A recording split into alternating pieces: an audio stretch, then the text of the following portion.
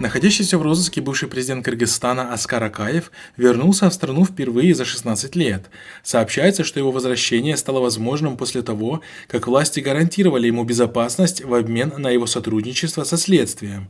Об этом 2 августа сообщили местные и мировые СМИ. Следствием доказаны эпизоды.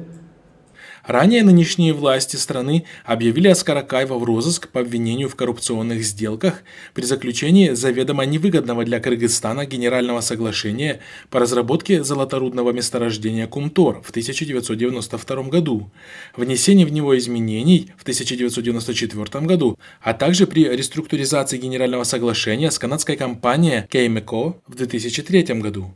Напомним, что 17 мая 2021 года парламент Кыргызстана на основании выводов Госкомиссии принял постановление о введении на объекте временного внешнего управления в связи с безответными действиями Centerra Gold Incorporated, которую обвинили в грубых нарушениях экологических норм. В ответ Centerra Gold Incorporated подала в Канаде и в Международный арбитражный суд иски с формулировкой захвата рудника правительством Кыргызстана в отношении действий правительства Кыргызстана. Потому, очевидно, привлекая Аскара Акаева к уголовному делу и получая нужные показания, власти хотят упрочить свои позиции перед Международным судом.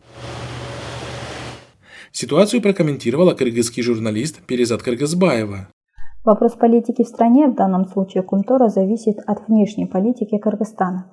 А внешняя политика Кыргызстана держит курс в направлении интересов его стратегического союзника в лице России. Поэтому здесь абсолютно уверенно можно сказать, что вопрос Кумтора будет разрешен в пользу России. И для этого улаживаются все возможные пути, в том числе и привлечение к уголовному делу по Кумтору экс-президента Аскара Акаева, тем самым получая от него нужные показания против канадских инвесторов.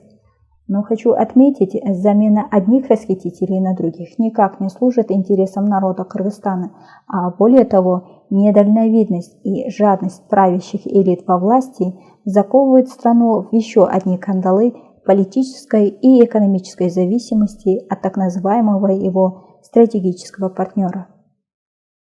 Комбинат выводит на качественно новый уровень важную для Киргизии горнодобывающую отрасль.